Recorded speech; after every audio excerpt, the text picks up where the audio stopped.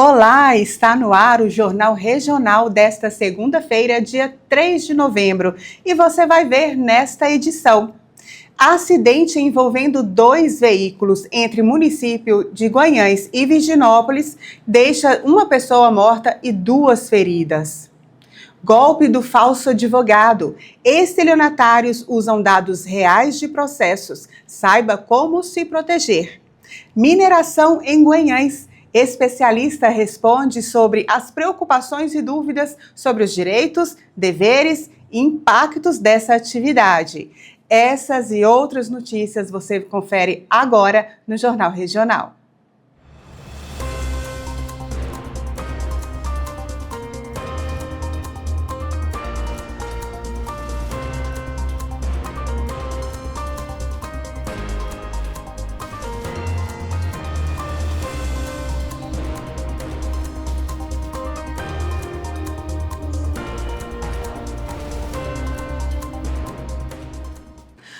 Um grave acidente foi registrado na noite deste domingo na MGC 259 entre Guanhães e Virginópolis. A batida entre dois veículos terminou com uma vítima fatal e outras duas pessoas ficaram feridas. Um acidente entre dois veículos na MGC 259 entre Guanhães e Virginópolis deixou uma vítima fatal na noite deste domingo. Rosimeire Coelho Moraes Ribeiro, de 57 anos, não resistiu aos ferimentos e morreu no local. A equipe policial foi acionada a comparecer no local. Ao chegar, deparou-se já com uma vítima fatal, que é a esposa e passageira do veículo Fiat Strada. Na verdade, foi uma colisão frontal, né, uma Toro com uma Strada. E nesse momento, ao chegar, a vítima já veio a óbito já. E os militares fizeram a contenção da via, né, sinalizaram o local. As duas vítimas sobreviventes, tanto da Fiat Toro como da Strada, foram conduzidas ao hospital. Uma das vítimas da Strada passou por cirurgias devido à gravidade dos ferimentos. E os trabalhos continuaram, né, a perícia, para saber qual dos veículos que causou o acidente, e está sendo já finalizado pela Polícia Civil. Segundo a sargento Silvânia, o trecho da rodovia onde aconteceu o acidente já é conhecido por registrar ocorrências semelhantes. A gente deixa até um alerta, né? Porque o que acontece? Tem fatores que contribuem para que o acidente, né, ocorra, que é às vezes a sonolência, né? Às vezes o condutor está com sono, ingeriu álcool. Então a gente deixa essa alerta para as pessoas, né, ter essa consciência no trânsito, né? O excesso de velocidade também é um fator importante a ser considerado. Golpistas têm se passado por advogados utilizando informações verdadeiras de processos judiciais para enganar as vítimas. A Ordem dos Advogados de Guanhães faz um alerta e explica como se proteger.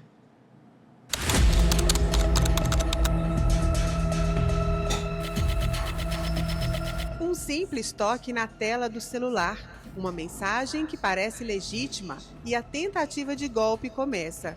Criminosos se passam por advogados, usam nomes reais, números de processos e até logomarcas de escritórios de advocacia. Tudo para enganar as vítimas. O golpe não escolhe vítimas. Pode atingir qualquer pessoa que tenha um processo em andamento na justiça. Com mensagens bem elaboradas e dados reais, os criminosos utilizam a tecnologia como ferramenta para aplicar golpes cada vez mais convincentes. Segundo o Dr. Helder Ferreira, presidente da UAB Guanhães, os golpistas agem de forma organizada, obtendo acesso indevido a informações de processos judiciais, como números, valores a receber e o nome do advogado responsável. O golpe do falso advogado tem diversas nuances. Primeiro, uma das mais comuns é o golpista tem acesso a dados do nosso cliente e do nosso constituído, ou seja, do advogado e do cliente. A partir daí, ele entra em contato com o nosso cliente, enviando uma mensagem falando sobre um processo dele que está tramitando na justiça e informando que esse processo teve sucesso, ou seja, que ele supostamente teria ganhado a causa. A partir disso, ele informa que para ter acesso ao valor daquela causa, ele tem que pagar um determinado valor, tem que adiantar um determinado valor para que esse recurso seja liberado para ele, ou seja, para que ele tenha acesso àquela suposta ação vitoriosa, o que na verdade não constitui nenhuma verdade. Tá? Então, a partir disso, eles entram em contato e, às vezes, até utilizando os dados do advogado, inclusive falsificando o número do celular do advogado, inserindo a foto do advogado naquele perfil falso para que aquela ação dele tenha mais credibilidade. E, através disso, a vítima se sente compelida, já que ele tem informações processuais que supostamente só o advogado que teria, ela acaba pagando esse valor, adiantando esse valor na conta informada pelo falsário e acaba caindo no golpe. Para não cair no golpe, a orientação é clara. Desconfie sempre de qualquer pedido de dinheiro feito por telefone ou mensagem, principalmente se for um pedido de urgência. Toda vez que receber alguma comunicação, mesmo que tenha supostamente imagem do advogado e que aquele número possa aparecer com o advogado, não repasse, não deposite dinheiro sem uma confirmação pessoal no escritório do advogado ou na OAB. Procure o escritório da OAB, procure o advogado pessoalmente para confirmar aquelas informações. Via de regra, normalmente o advogado não pede nenhum adiantamento para o seu cliente numa situação dessa. Os contratos, a combinação que foi feito quando da assinatura do contrato ou da constituição da procuração, é aquilo que vale, é aquelas informações que valem, né? Então, não caio, não adiantem nenhum valor sem ter contato pessoal com o advogado. E mesmo assim, eu já adianto que se houver o contato pessoal, já peça também um valor do que está sendo passado para o advogado, independente de estar uma situação pessoal ou não. Para se proteger do golpe do falso advogado, algumas precauções simples podem fazer toda a diferença. Sempre confirme qualquer pedido de dinheiro. A Justiça não cobra valores antecipados para liberar indenizações ou resolver pendências processuais. Não forneça dados bancários ou senha. Nenhum advogado ou tribunal solicita informações como senhas, números de cartão ou chave Pix para liberar pagamentos. Não clique em links suspeitos recebidos por e-mail ou mensagem. Cuidado com mensagens urgentes. Golpistas costumam pressionar as vítimas alegando que o pagamento precisa ser feito imediatamente. Certifique-se de que o contato é realmente do advogado, ligando para o número oficial ou, se possível, procure-o pessoalmente. Verifique atentamente o destinatário final de qualquer transação financeira. Se houver dúvida, não conclua a operação. E no caso de suspeita de fraude, denuncie e bloqueie o contato. Hoje a OAB ela trabalha muito na questão de redes sociais, né, formulações de cartilhas, a gente tem aí espaços, né, inclusive em jornais de grande circulação, e a questão é a informação mesmo, né, informar tanto para o cliente quanto para o advogado os acontecimentos desse golpe, né, para que ele possa se colocar, né, sempre a favor do cliente, para que o cliente tenha onde procurar. Então, o que a OAB pede? O cliente que passou por esse golpe, né, que está recebendo uma mensagem de um falso advogado, ele primeiramente tem que fazer um boletim de ocorrência, né, procurar do próprio advogado, entrar no contato oficial do advogado para saber se tem alguma informação que procede, e após então, caso ele veja, né, que é realmente o golpe do falso advogado, que ele faça um boletim de ocorrência, não responda aquelas mensagens, né, bloqueie, se possível, aquelas mensagens, para que não passe mais por essa situação. Você sabia que a mineração envolve direitos específicos, chamados direitos minerários? Em entrevista, a advogada Larissa Santiago, mestre em Direito Ambiental, orienta a população. Com a chegada das mineradoras à cidade de Guanhães, muitos moradores têm dúvidas sobre seus direitos e deveres. Sobre essas questões, vamos conversar agora com a doutora Larissa Santiago, que é professora e mestre em Direitos do Meio Ambiente. Doutora Larissa, obrigada por participar do Jornal Regional. E eu começo te perguntando o que é exatamente o direito minerário. Direito minerário é um ramo do direito que trata das relações da sociedade com o meio em que nós vivemos, ou seja, com a explotação dos recursos naturais, alguns deles que são renováveis e outros não renováveis. É o conjunto de regras que vai cuidar do gerenciamento e da utilização desses recursos pela nossa sociedade. Qual é a importância dessa questão do direito minerário para Guanhães na fase em que está? Guanhães é uma cidade mineira, nós falamos de Minas Gerais, que é um estado que no próprio nome fala das minas, né? Trata de mineração. A importância desse ramo do direito é dar conhecimento à população para que ela possa saber como lidar com os desafios e os enfrentamentos decorrentes dessa atividade econômica. A mineração é uma atividade que é ligada ao princípio da rigidez locacional, ou seja, onde o minério ou o recurso mineral é encontrado é onde ele deve ser explotado, que é a exploração econômica daquele recurso natural. Diante disso, é necessário que o poder público, município, sociedade e os entes que estão relacionados estejam realmente com conhecimento para que possam administrar não só os recursos que advêm da mineração, mas também as benesses e os malefícios que ela pode trazer para o município. E quanto aos impactos ambientais, o que a lei prevê? A lei prevê uma série de regramentos com relação à forma como a mineração vai acontecer. Esses regramentos têm muito a ver com a forma de condução da mineração no município mineiro. Ou seja, não é só uma forma de governar ou organizar o valor que a mineração traz, mas assim, sim também a forma como aquele recurso vai ser administrado e gerenciado pelo município. Nessa fase, é importante que a sociedade, o município e as empresas que estejam envolvidas participem das audiências públicas, de todos os processos de licenciamento, de organizações, para que possa realmente acontecer a mineração da forma como que seja mais sustentável para aquele meio em que ela se encontra. Ou seja, a participação da população é importantíssima. Nós temos em Guanhães já o registro de 2 manifestações. Seria dessa maneira mesmo a tentar resolver a situação, a buscar mais informações? O que mais a população pode fazer? Eu entendo que a governança ambiental ela só acontece quando esses partícipes da relação participam de forma ativa e não de forma reflexiva.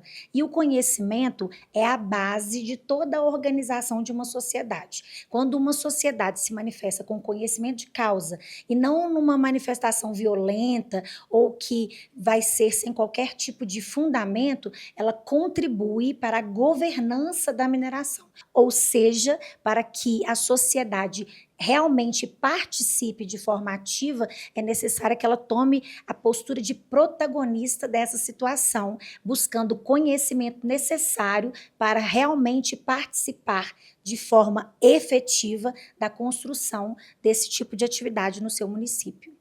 Para encerrarmos, então, o seu conselho seria este para a população de Guanhães? Conhecimento?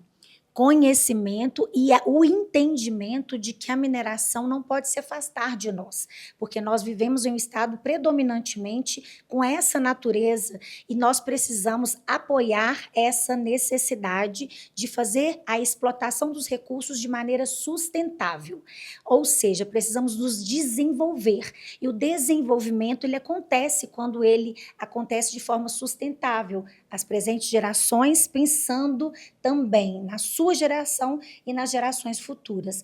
Preservar não significa não usar. Preservar significa usar da forma adequada e de forma que seja respeitosa com o meio ambiente e com a coletividade que nele está inserida. No próximo bloco, orientações importantes para quem vai fazer o Enem. Especialista explica como controlar a ansiedade e chegar preparado para as provas. E ainda, as curiosidades no Museu de Zoologia do Instituto Federal em São João Evangelista. Eu volto já. Com planos residenciais e empresariais, a GHNet oferece internet de qualidade para você e sua família. Assista aos melhores conteúdos em streaming e aproveite nosso atendimento prêmio pensado especialmente para quem escolhe a GHNet. GHNet, conectando você há mais de 25 anos.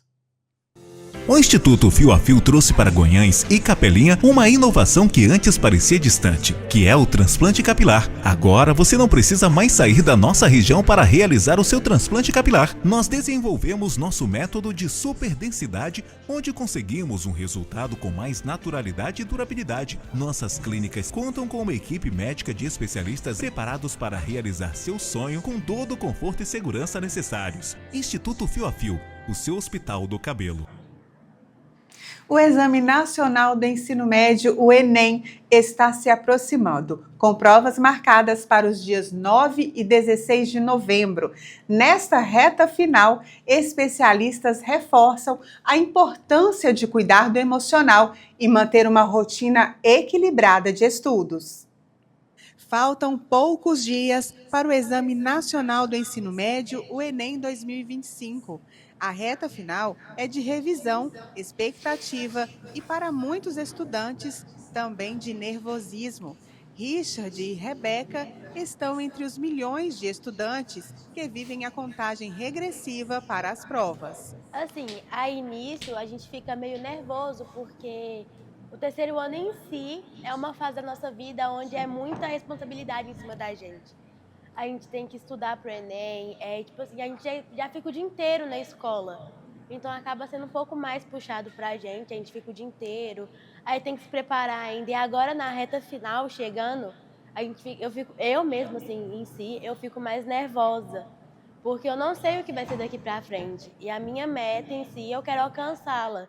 Porém, a gente sabe que são milhares de pessoas competindo contra a gente querendo a mesma coisa que nós.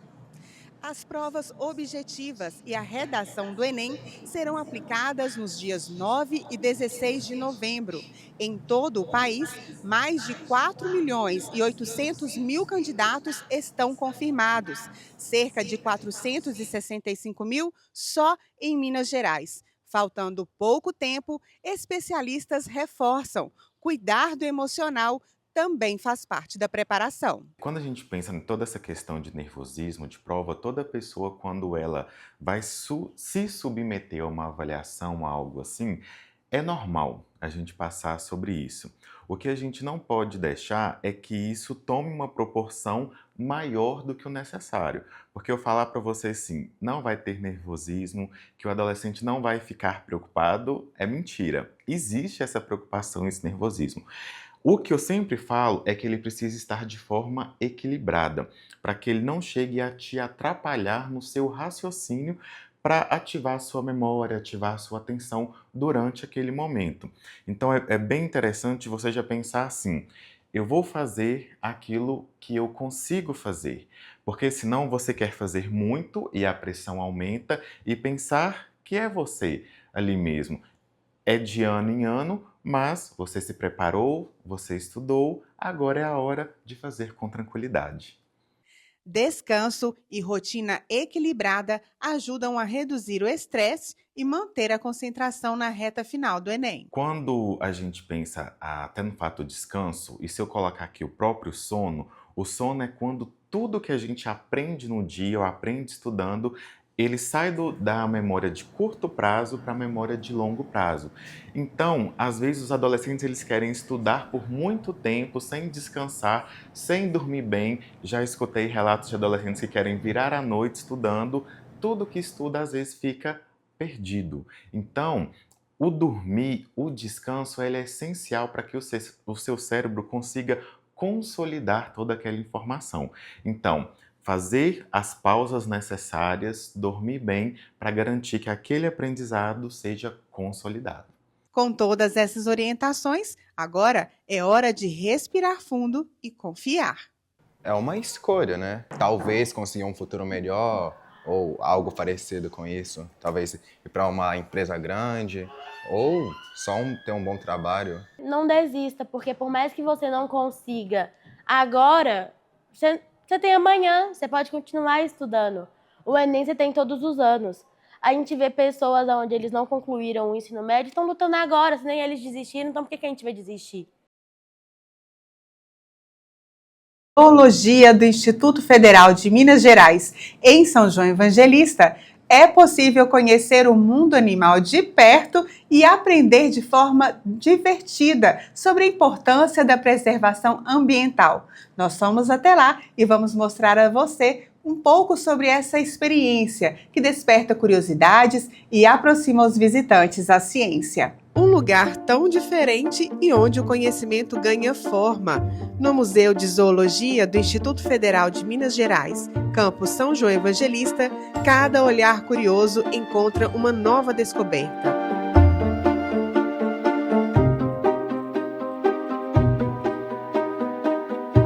Inaugurado em 2020, o museu é vinculado ao curso de Ciências Biológicas.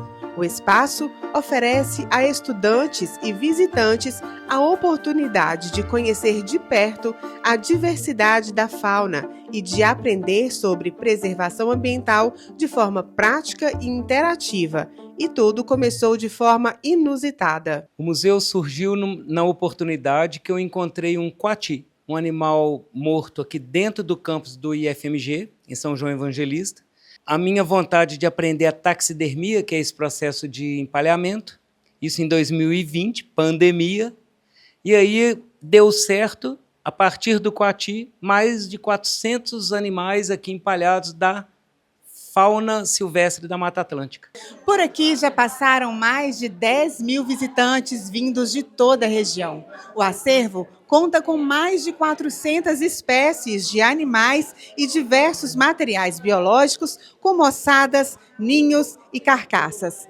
Um verdadeiro polo de estudo e educação. É uma proposta que foi além das expectativas, né, das perspectivas. Sensibilização, educação ambiental, atendimento de público interno, externo, polícia de meio ambiente utiliza esse espaço para educação ambiental, sensibilização, conhecer para proteger. As visitas são sempre acompanhadas por alunos do curso de Ciências Biológicas, que ajudam a conduzir as atividades e a explicar cada detalhe do acervo. E é nesse contato direto com o conhecimento que o museu desperta a curiosidade e a consciência ambiental de quem passa por aqui. O que eu mais estou levando como conhecimento daqui hoje é a parte da preservação, da importância de preservar o meio ambiente e os animais que nos ajudam no nosso dia a dia. Eu acho muito importante porque muitas vezes só na fala a gente não consegue entender, aprender, sabe? A gente visualizando assim, acho que é melhor. O museu serve também como laboratório para os alunos do curso de Ciências Biológicas. Eles atuam como mediadores das visitas, compartilhando conhecimento e incentivando o cuidado com o meio ambiente. Fabiola, fala pra gente qual é o principal valor, importância desse museu para a comunidade? Então é muito importante que as pessoas acabam vendo, né, hoje em dia, tanto animal que é atropelado, por causa que, como se diz, o lugar deles viverem tá acabando, então eles acabam vindo para as ruas, a maioria é morto atropelado.